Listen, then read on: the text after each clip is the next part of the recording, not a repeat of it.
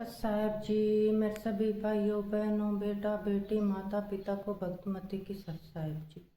तो आज हम सुनेंगे संत रामपाल जी अमृतवाणी में अमृत सत्संग।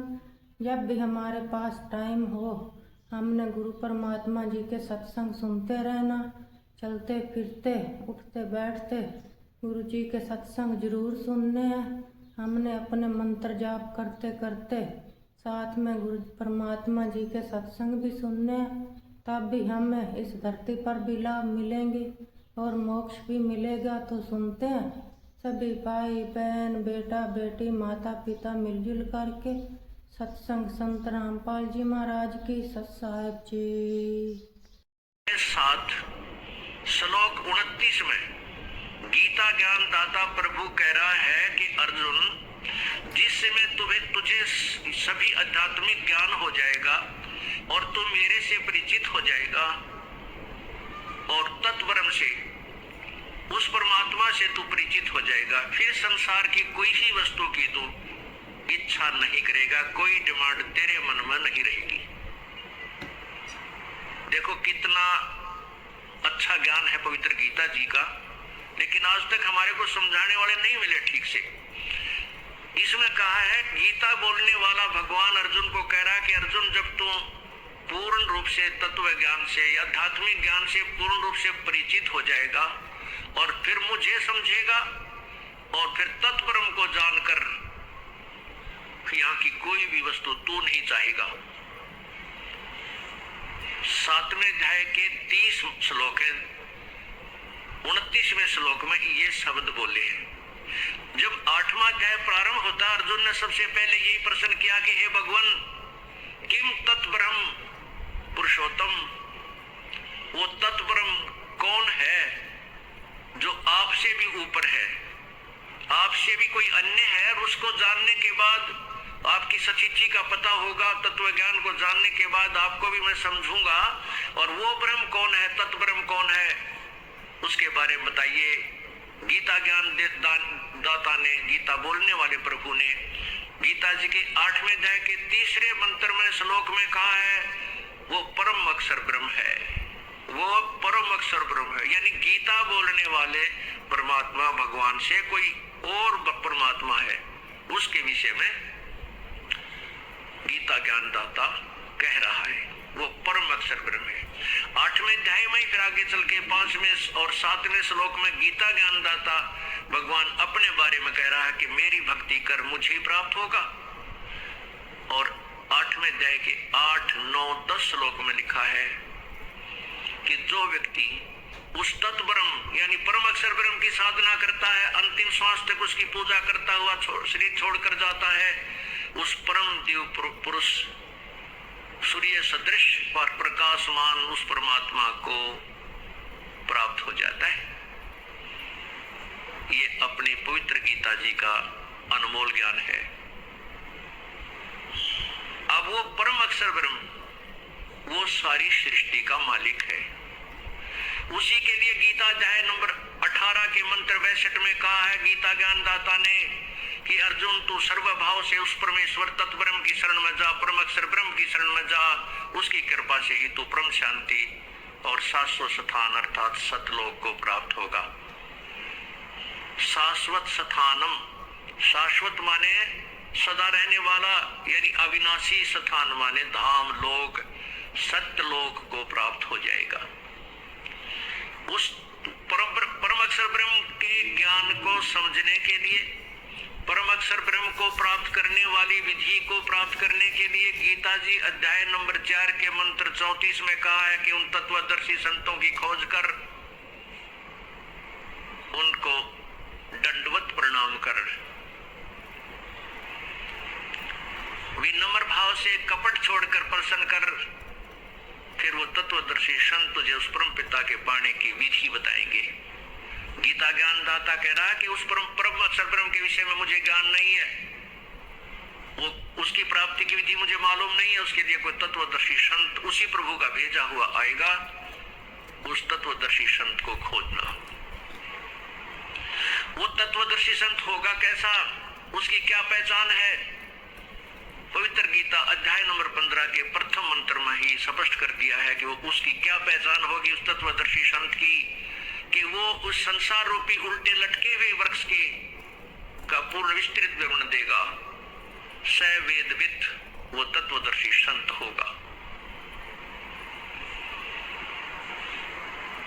उस परमात्मा ने, पूर्ण ब्रह्म ने स्वयं ही एक भूमिका की थी तत्वदर्शी संत की। स्वयं ही वो भगवान है, स्वयं ही संत बनकर आते हैं, स्वयं ही एक अच्छे भक्त की भूमिका करके हमें उदाहरण देते हैं कि बेटा ऐसे ऐसे रहना जैसे मैं रह रहा हूं। उस परमात्मा ने, उस तत्परम ने, परम अक्षर ब्रह्म ने आकर के आप ही तत्वदर्शी संत की भूमिका निभाई थी। उसके बाद उन्हीं के ज्ञान से इस दास को वो तत्व ज्ञान प्राप्त हुआ है और तत्वदर्शी संत की पदवी उसी परमात्मा ने इस दास को दी है। तो उस परमेश्वर ने, उस परम अक्षर ब्रह्म ने, सतपुरुष ने, कबीर परमेश्वर ने आकर के आज से 600 वर्ष पूर्व सौसम वेद यानी कबीर वाणी का के माध्यम से हमें यह ज्ञान दिया था। क्या कहा था? अक्षर पुरुष एक पेड़ है, निरंजन वा की डार। अक्षर पुरुष एक पेड़ है, निरंजन वा की डार। तीनों देवा शाखा है, भाई पात रूप संसार। अक्षर पुरुष एक पेड़ है, निरंजन वा की डार और तीनों देवा शाखा है, ये पात रूप संसार। कितना प्यारा ज्ञान दिया गीता जी में और स्पष्ट कर दिया है कि वो तत्वदर्शी संत कैसा होगा। इस उल्टे लटके हुए संसार रूपी वृक्ष का यानी पूर्ण विवरण बताएगा। उसके तना क्या है, कौन है, जड़ कौन है, तना कौन है और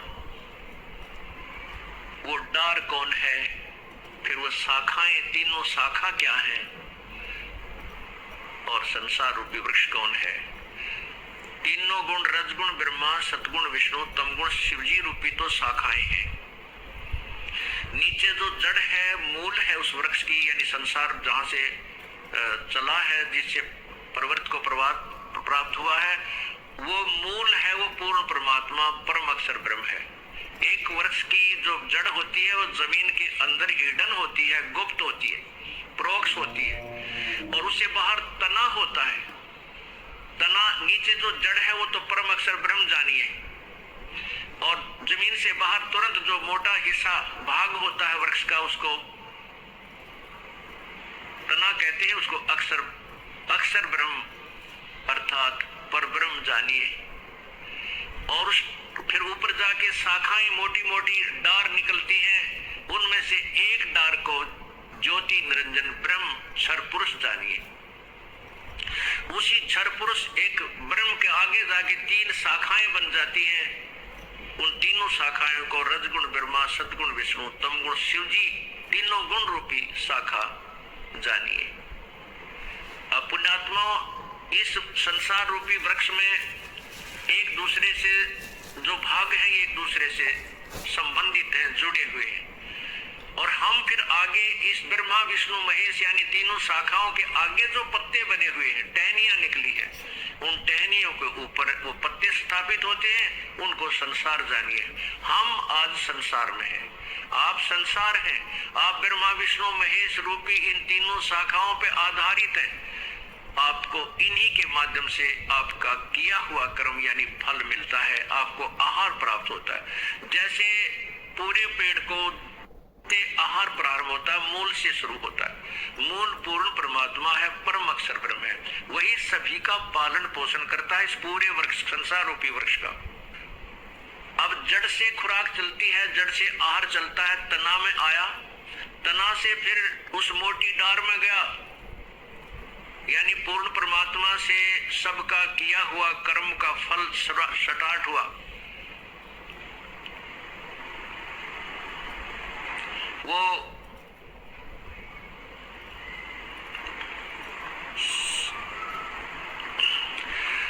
जैसे जड़ से मूल से वृक्ष को आहार मिलता है। अब मूल कौन है? ये पूर्ण ब्रह्म, परम अक्षर ब्रह्म। इससे सबको किया हुआ कर्म वहां से प्रारंभ होता है, तना में आता है यानी परब्रह्म के पास आया, परब्रह्म से फिर ब्रह्म के पास यानी डार में आया, डार से फिर वो खुराक आहार मोटी डार से फिर तीनों शाखाओं में ब्रह्मा विष्णु महेश में आया। ब्रह्मा विष्णु महेश से आगे फिर हमें प्राप्त हुआ। ये वृक्ष के एक हिस्सा है ब्रह्मा विष्णु महेश। इनको हम अलग नहीं कर सकते, इनको हम बुरा नहीं कह सकते। जैसे कई अनजान लोग हमारे ज्ञान को नहीं समझते, वो कहते हैं कि ये संत ब्रह्मा विष्णु महेश को नेग्लेक्ट करता है। ये नेग्लेक्ट हो ही नहीं सकते, ये तो हमारा अभिन्न अंग है। जब तक हम इनके अंतर्गत हैं, हम यहाँ इनके अधीन हैं। ये यहाँ के तीन लोग के एक के विभाग, तीन लोग में एक के विभाग के मालिक हैं, मंत्री हैं, और हम इनकी प्रजा हैं।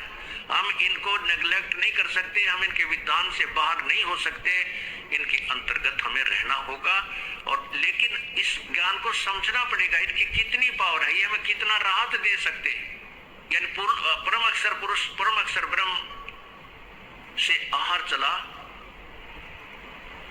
वो फिर तना यानी परब्रह्म में, फिर ब्रह्म में, डार में, डार से फिर तीनों शाखाओं में, शाखाओं से आगे हम पत्तों में, इस संसार रूपी पत्तों में ऐसे एक आहार यानी किया हुआ कर्म हमें इस प्रोसीजर से, इस प्रकार हमें कड़ी से मिलता है। तो इसमें कोई भी भगवान, किसी भी परमात्मा को हम अवॉइड नहीं कर सकते। प्रभु को स्वामी है ये हमारे, लेकिन हमने मूल ज्ञान को समझना है कि ये इन सबको भी पालन करने वाला कौन है, ये भी किस पर आधारित है।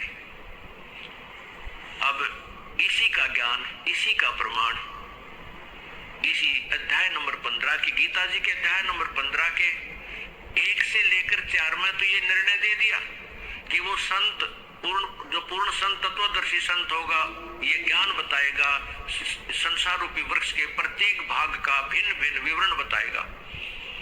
और फिर कहा कि जब तत्वदर्शी संत मिल जाए,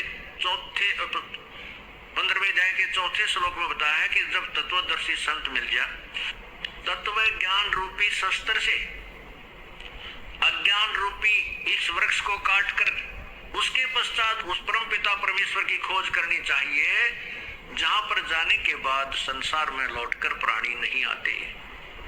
गीता जी अध्याय नंबर 15 के श्लोक 4 में निर्णय दिया है कि जब 3 और 4 में ये निर्णय दिया है कि जब तत्वदर्शी संत मिल जाए, उस तत्व ज्ञान रूपी शस्त्र से अज्ञान रूपी उस वृक्ष को जो आपके अंदर घर कर चुका है, उसको समाप्त करके, यानी पूर्ण रूप से संसार रूपी वृक्ष को समझकर, उसके पश्चात उस परमेश्वर के उस परम पद, परमेश्वर के उस परम पद की खोज करनी चाहिए, जहां जाने के बाद संसार में साधक संसार में लौट कर नहीं आते। और ये गीता ज्ञान दाता भगवान कहता, मैं भी उसी की शरण में हूं।